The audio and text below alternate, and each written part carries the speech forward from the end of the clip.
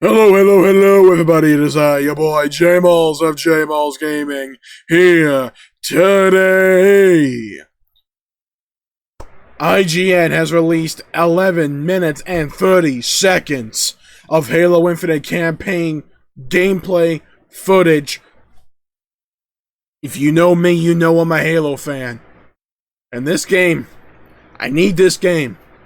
After the train wreck that was Halo 5, we need to course correct. We need a game, a proper Halo game, to show how it's done. I'm hoping Infinite's gonna be that. Let's see what we got here. Okay? Okay.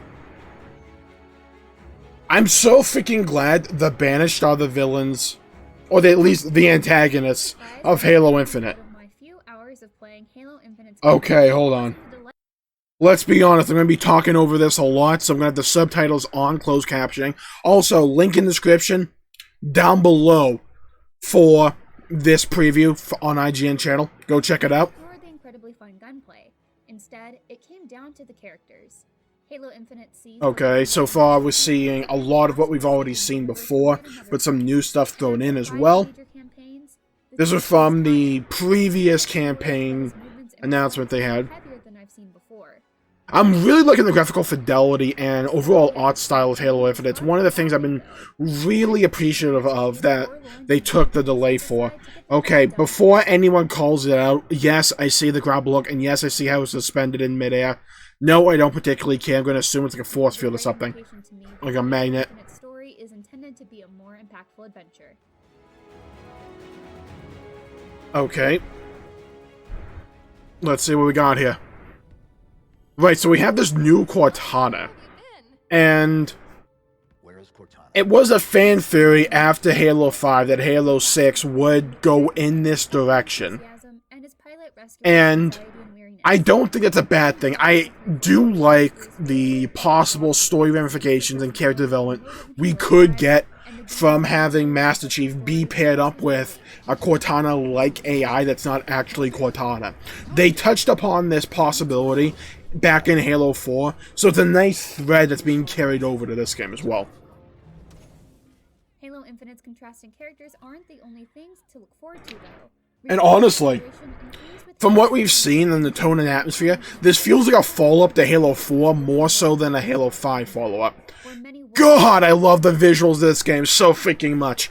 They walk a very thin line with having these 1, 2, 3, 4, 5 hexagonal shapes dotting the landscape as well. They walk a thin line between having that look like untextured footage and gameplay, an overall landscape, and having it look like this Halo ring that's being reconstructed. I think it looks cool, and I think they're treading in the right direction. With chores, and only a few offer meaningful adventures. Ah, the map. Depending upon how big this is, this could be pretty cool.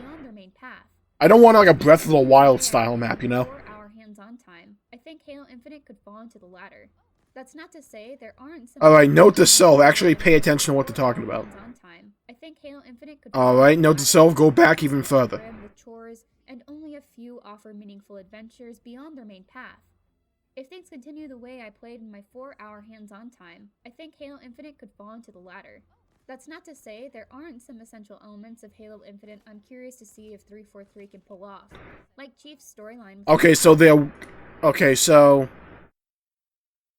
I don't remember her name, but the narrator is essentially saying that extrapolating the experience they had in 4 hours of gameplay, that it is possible that the open world could prove to the detriment of Halo Infinite and just contain a bunch of chores and side activities. Okay.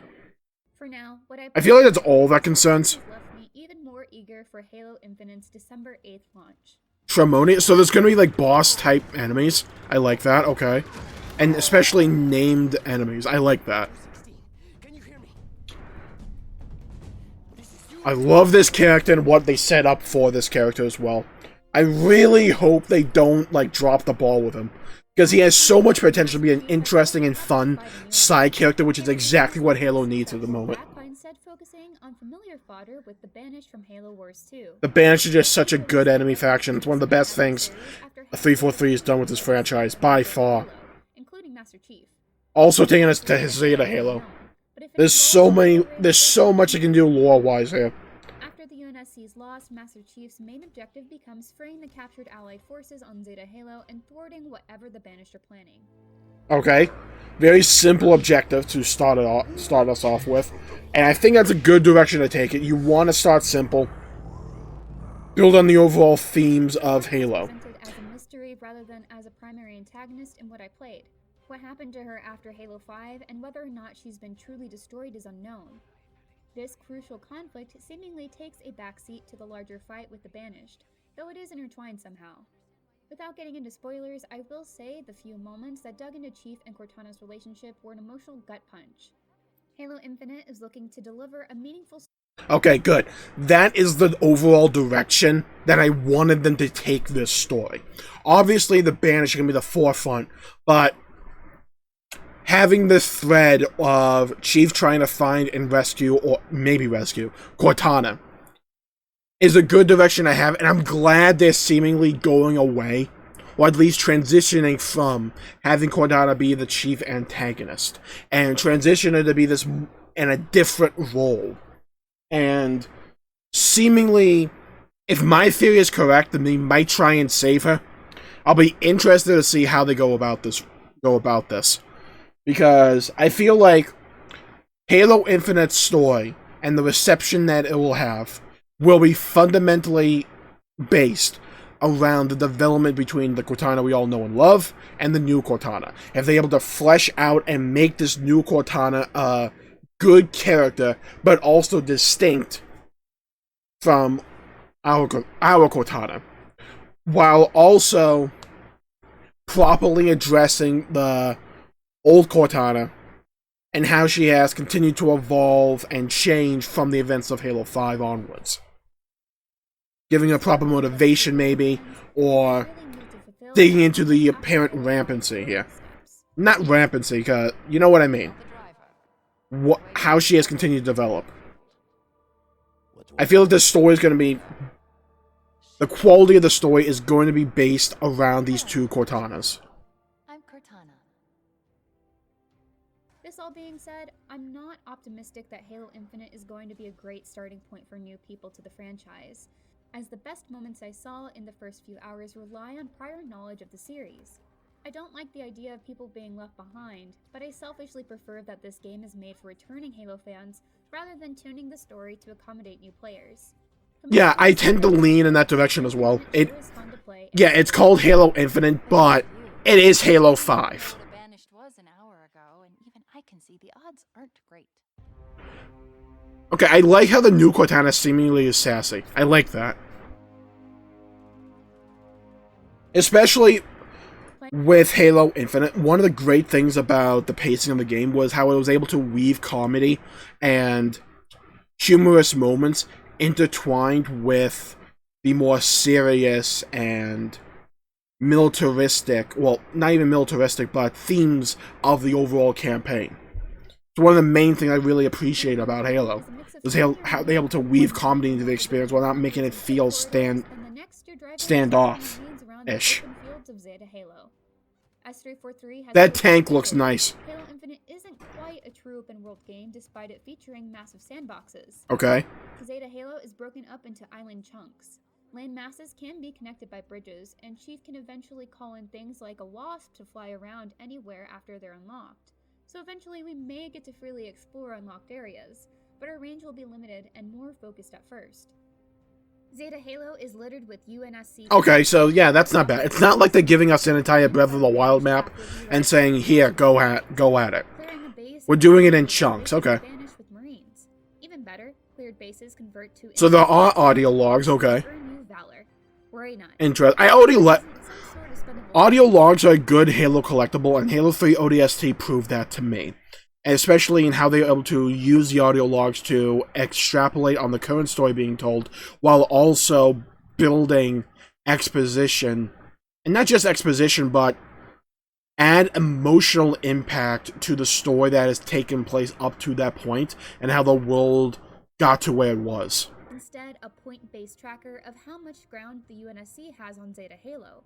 The more Valor you have, the better backup and gear you can call in. Okay. As far as I could tell, earning Valor and reclaiming the Broken Ring is entirely optional. Okay, I'd like to hear that. The direction I wanted them to take with the open world was, yeah, it's there to explore if you want, but you can just, like, you can just, like, autopilot the main story if you want, and just go down the main campaign, and not concern yourself with the rest. When her operation is complete. Though Cortana is seemingly gone, the weapon remains and is happy to assist Master Chief until she reaches her eventual demise. Much like Cortana, the weapon will call out enemy attacks, notable objectives. Hey, I want to read that again. What? Any sort of command to the banished plan it has on Zeta Halo. The more Valor you have. Talking about Cortana there. I'm pretty sure the story being told is that the new Cortana is supposed to be uploaded to the old Cortana to, like, fix her or, like, destroy her. Reclaiming the Broken Ring is entirely optional. Right. So what else can you do when you're not hunting down the next clue to the banished plan? People don't just get to give the Master Chief a fetch quest. The only one who really gives Master Chief any sort of command is a new AI codenamed the Weapon. She's meant to destroy. So she's the weapon, okay. Supposed to be destroyed when her operation is complete. Right, so basically she's a suicide AI. So where she's supposed to be uploaded to the original Cortana, destroy that one while destroying herself. Okay. Is seemingly gone. The weapon remains and is happy to assist Master Chief until. Wait, what? Meant to destroy Cortana and is in turn supposed to be destroyed when her operation is complete. Though Cortana is seemingly gone, the weapon remains and is happy to assist Master Chief until she reaches her eventual demise. Much like Cortana, the weapon will call out enemy attacks. Wait, what? Hang on, I'm sorry. Did she say that... So, am I reading this incorrectly? Or does it seem like we're going to deal with Cortana very early on, but the weapon remains? Give me a second to rewatch this. Okay, so it seems like we get the Zeta Halo, and Cortana's just gone, but the weapon's still there. She's like, yeah, sure, I'll help you out until I'm, like, destroyed. Okay. Like Cortana, the weapon will call out enemy attacks. Notable so, what will probably happen is Cortana will probably just come up later in the story then. Okay, cool. Objectives, banish facilities that need destroyed. Well, like, find a lead or something and follow it. I was more likely to come across a random patrol of enemies than an actual objective, but it didn't feel like I had to go too far to find something fun to do. Okay, that's good. Following Zeta Halo's native space ground. Thank God there's animals in this game. I love that part of Halo Reach. And you had, like, herds of moa, like, moving around. There's other animals. A unique version of their signature weapon that's equipable at FOBs. And of course, there are plenty of collectibles. A new scanner tool does make them a bit easier to find, if you have an idea of where to look. Okay, cool. I like that. Is rather limited though, so it's not a free pass to finding secrets. I'd be remiss if I didn't mention the Grunt and Marine dialogue. The grunts look really nice. I really like the design for them. I never liked the 343 Infinite design for the Covenant much, but this seems to be a step in the really good direction. While the Marines are far more confident and excited about joining the Chief in battle. Their commentary made exploring all the more... The Jackals look pretty cool. It seems like they aired on the side of classic Halo Covenant design, and I do appreciate that. Doesn't mean 343 suddenly has us doing puzzles or tasks unbecoming. Oh, that gave me Halo Infinite vibes, duh. Halo Reach vibes in the very first level. Oh, I like that. I love this freaking mechanic. We can just freaking yeet plasma coils. Or infiltrating a fortress for a story mission. The more open nature only served to give me more options for combat. That's a good idea. Yeah, I'm glad to hear that. My main concern with the open nature of Halo Infinite, right, is one of the things that gave Halo truly its identity in terms of the campaign gameplay was how many options you always had to tackle any given situation. Did you want to take on certain enemies first, which would cause a chain reaction to how other enemies would react to that? Do you want to take out the elite first and have the grunts scatter, or you want to take out the grunts so you can deal with the elite? Do you want to go from the left or right, up, down? Do you want to use this weapon or that weapon? Do you want to use grenades or no? Do you want to use vehicles or no? There's so many options that Halo gives you in terms of the sandbox as to how you want to tackle each given situation, and I'm glad that it seemingly is that the open world-esque nature of the game is giving you more angles and more ways you can tackle each given situation.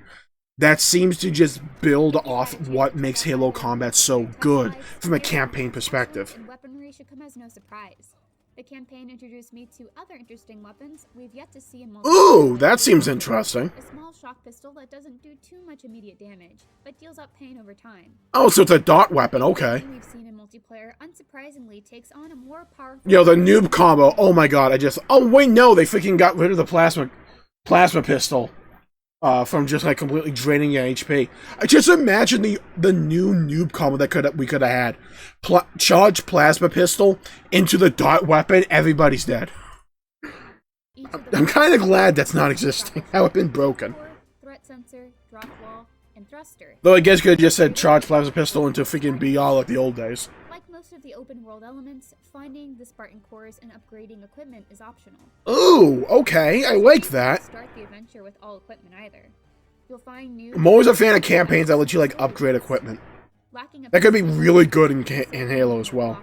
God, the grunts look so good. I can't get over that. Oh, that's nostalgic. The freaking camera position, the pose of Master Chief. Oh, I love that. Might be more manageable should you have... Dude, the lighting effects in this game look crisp. Really liking them. Yo, that felt satisfying, and I'm only watching it.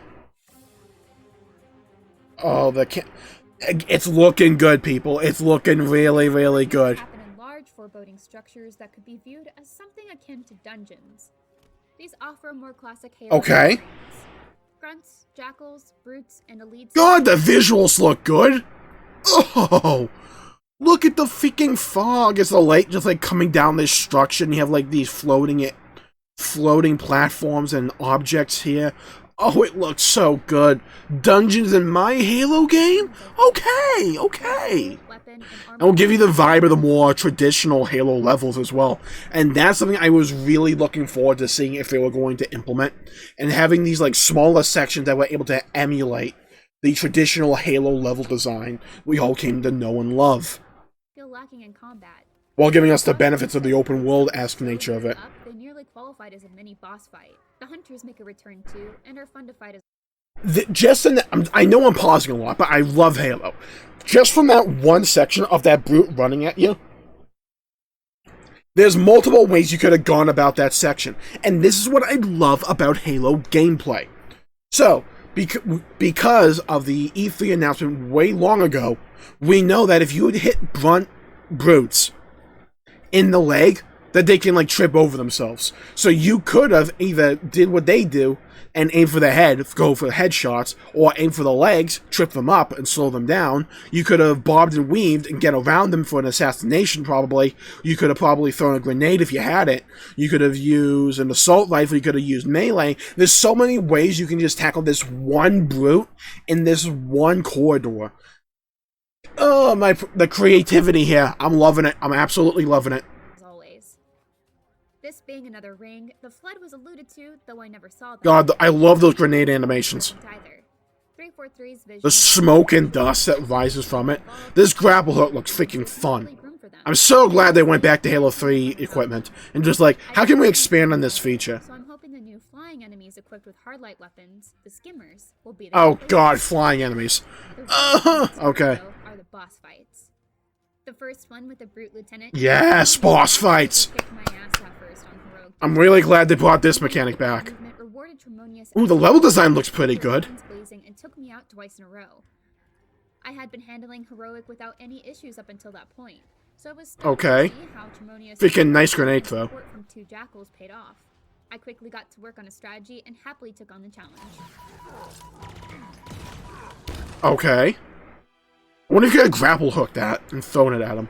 I have thus far only explored a fraction of Halo Infinite. I'm so glad they're bringing boss fights back. It was such an underutilized aspect of the Halo sandbox from before, especially in Halo 2.